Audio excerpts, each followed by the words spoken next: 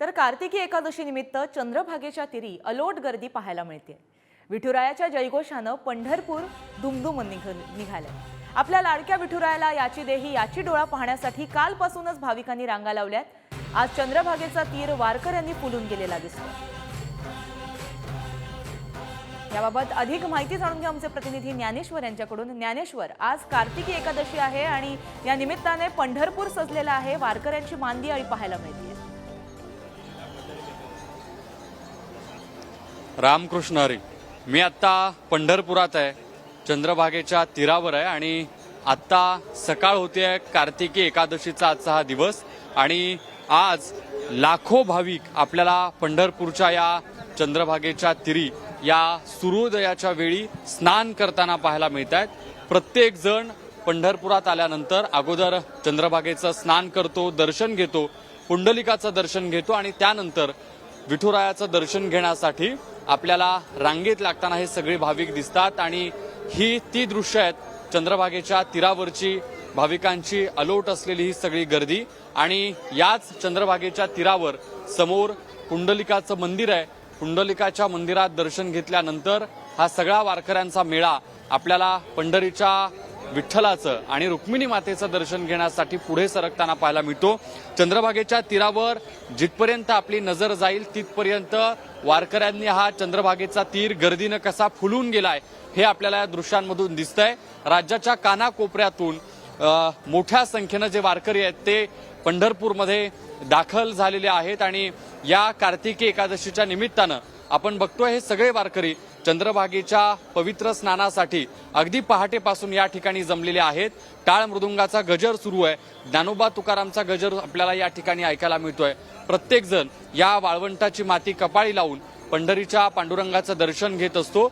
अर्थात ज्यांना शक्य होत नाही थेट दर्शन घेणं ते इथून या पंढरीच्या पांडुरंगाच्या कळसाचं दर्शन घेतात, पुंडलिकाच्या मंदिरात जाऊन पुंडलिकाचं दर्शन घेतात आणि ही ती गर्दी आहे जी गर्दी विठुरायाच्या मुख्य मंदिराकडे समोर सरकताना पाहायला मिळते। आपल्याला या दृश्यांमधून अंदाज येऊ शकतो की ही जी दर्शन रांग आहे ती कशी गर्दीनं वारकऱ्यांनी खचाखच भरलेली आहे।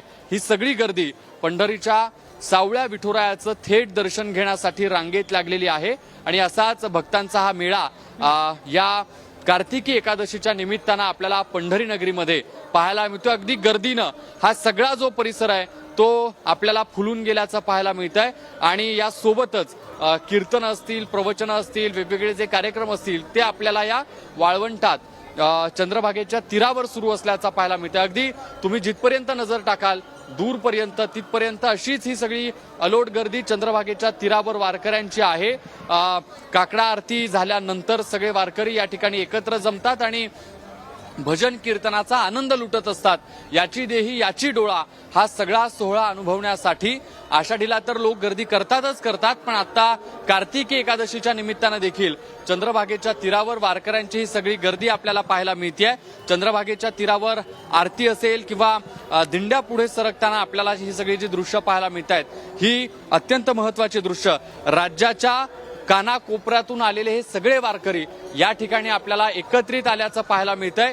ही सुंदर सकाळ सूर्योदय होत असताना चंद्रभागेचं स्नान करणारे हे सगळे वारकरी या चंद्रभागेच्या तीरावर अलोट गर्दी करताना आपण पाहतो आहोत आणि हा सगळा जो सुख सोहळा आहे हा अनुभवण्यासाठी हे सगळे वारकरी या ठिकाणी जमल्याचं आपण पाहतो। असं म्हटलं जातं की हा सुख सोहळा स्वर्गी नाही, याच उक्तीप्रमाणे विष्णुमय जग वैष्णवांचा धर्म भेदाभेद भ्रम अमंगळ ही आपल्याला संतांची शिकवण या सगळ्या वारकऱ्यांच्या वागणुकीमध्ये पाहायला मिळत असते। त्याचाच प्रत्यय आपल्याला या कार्तिकी वारीच्या निमित्तानं या ठिकाणी येतो आहे आणि हाच भक्तांचा मेळा या चंद्रभागेच्या तीरावर कसा फुललाय, गर्दीनं हा सगळा परिसर कसा दुमदुमून गेलाय हेच आपण पाहतो आहोत। नक्कीच ज्ञानेश्वर, विठुरायाला याची देही याची डोळा पाहण्यासाठी मोठ्या प्रमाणात वारकरी गर्दी करताना दिसतात। आपण ही चारही दृश्य पाहू शकतोय। विठ्ठलाची महापूजा उपमुख्यमंत्री देवेंद्र फडणवीस यांच्या हस्ते सपत्नीक पार पडतीये, तर दुसरीकडे देवेंद्र फडणवीस हे विठ्ठलचरणी लीन झालेले दिसत आहेत। त्यानंतर मानाचे वारकरी, हा मान ज्यांना मिळाला ते घुगे दाम्पत्य आपण पाहू शकतोय, त्यांना पूजेचा मान मिळाला। तर दुसरं चित्र जे आहे ते चंद्रभागेच्या तीराचं आहे, जिथे वारकऱ्यांचा मेळा, वारकऱ्यांची मांदी आळी दिसतीये. आपल्या लाडक्या विठुरायाला याची देही याची डोळा पाहण्यासाठी हे वारकरी तिथे गर्दी करताना दिसत आहेत. खरं तर सूर्योदय, चंद्रभागेचा तीर आणि सजलेला हा संपूर्ण परिसर हे चित्रच खरं तर मनाला भारावून टाकणारं आहे आणि संपूर्ण पंढरपूर याची पंढरपुराची शोभा वाढवणारं आहे. ही चारही दृश्य आपण पाहतोय. लाडक्या विठुरायाच्या दर्शनासाठी वारकऱ्यांची मोठी गर्दी झालेली दिसतीये. तर ज्ञानेश्वर खऱ्या अर्थाने वारकऱ्यांचा मेळा आपल्याला पाहायला मिळतोय. याची देही याची डोळा आपल्या विठुरायाला पाहण्यासाठी वारकरी जमलेले आहेत. तर या संपूर्ण पार्श्वभूमीवरती कशा प्रकारे नियोजन करण्यात आलंय, कशा प्रकारे दर्शनासाठी नियोजन पार पडतंय?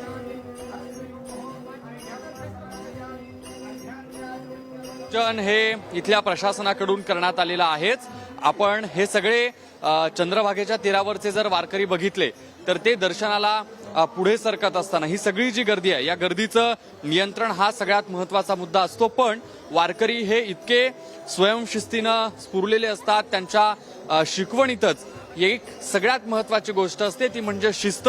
आणि हीच संत परंपरेतली, वारकरी संप्रदायातली शिस्त आपल्याला त्या सगळ्या वारकऱ्यांमध्ये पाहायला मिळते. आपण जर बघितलं असेल तर समोर या सगळ्या दृश्यांमध्ये जे सगळे वेगवेगळे वारकरी आपल्याला बघायला मिळतात त्यांच्या दिंड्या या ठिकाणी सुरू आहेत. खांद्यावर विणा घेऊन, खांद्यावर पताका घेऊन हे सगळे वारकरी अगदी शिस्तबद्ध पद्धतीने वारी चालत असतात, पंढरपूर पर्यंत येत असतात. आणि या सगळ्या लोकांचं नियोजन इथल्या प्रशासनाच्या माध्यमातून तर केलं जातं, पण ज्या वेगवेगळ्या दिंड्या आहेत त्यांचं देखील स्वतंत्रपणे नियोजन असतं. त्या सगळ्या दिंड्या या पंढरपूर नगरीमध्ये दाखल झालेल्या आहेत. आणि जी दर्शनाची व्यवस्था आहे त्यासाठी चंद्रभागेच्या तीरावर जेव्हा स्नान हे सगळे वारकरी करतात आणि त्यानंतर पांडुरंगाच्या मंदिराकडे जाणारी ही जी तुम्हाला मी दृश्य दाखवतोय ही ती दृश्य आहेत ज्या दृश्यांमध्ये आपण बघतो की बॅरिकेटिंग केलेलं आहे. आणि याच मार्गिकेमधून दर्शनासाठी जे थेट विठुरायाचं दर्शन घेणं शक्य आहे ती ही रांग आहे. या रांगेतून सगळे वारकरी पुढे सरकत माऊलीचा जयघोष करत मंदिराकडे जात असतात. आणि याच रांगेतून पुढे जाण्याच्यासाठी म्हणून पोलिसांकडून हे नियोजन करण्यात आलेलं आहे. ज्ञानोबा तुकारामचा गजर या ठिकाणी सुरू आहे. अशा पद्धतीची रांग केलेली असते ज्या रांगेतून हे सगळे वारकरी पुढे सरकतात. अगदी वारकऱ्यांची ही सगळी गर्दी पंढरीच्या पांडुरंगाचं दर्शन घेण्यासाठी जी बहुमजली इमारत आहे त्या इमारतीतून हे सगळे वारकरी रांगेतून पुढे जातात. जवळपास आता जर आपण बघितलं असेल तर दर्शनासाठी 8 ते 10 तास लागतायत. कार्तिकी एकादशीचा हा दिवस आहे, गर्दी मोठ्या प्रमाणात पाहायला मिळते आणि म्हणून जवळपास 10 तास रांगेत लागल्यानंतर पंढरीच्या विठुरायाचं थेट दर्शन घेणं या वारकऱ्यांना शक्य होतंय. प्रशासनाच्या माध्यमातून सगळं नियोजन काटेकोरपणे केलेलं आहेच आहे आणि पोलीस बंदोबस्त देखील तितक्याच मोठ्या संख्येनं तैनात करण्यात आलेला आहे. कारण आपल्याला सगळ्याला माहिती आहे की उपमुख्यमंत्री देवेंद्र फडणवीस यांना येण्यासाठी अगोदर विरोध केला जात होता मराठा समाजाकडून आणि नंतर काही मागण्या मान्य केल्यानंतर हा विरोध मावळला खरा, पण तरी देखील पोलीस प्रशासनानं मोठी खबरदारी घेतली आणि पोलिसांचा जो बंदोबस्त आहे तो कडेकोट आपल्याला या ठिकाणी पाहायला मिळाला. मोठ्या संख्येनं पोलीस तैनात असल्याचं पाहायला मिळाले आणि ही सगळी महापूजा आहे ती अत्यंत निर्विघ्नपणे पार पडल्याचं चित्र पंढरपुरात पाहायला मिळत आहे. नक्कीच ज्ञानेश्वर, जो मुद्दा महत्वाचा तुम्ही मांडला तो म्हणजे स्वयंशिस्त या वैष्णवांच्या मेळ्यामध्ये आपल्याला पाहायला मिळते. अधिक अपडेट आम्ही तुमच्याकडनं घेत राहणार आहोत. तुम्ही असेच जोडलेले राहा.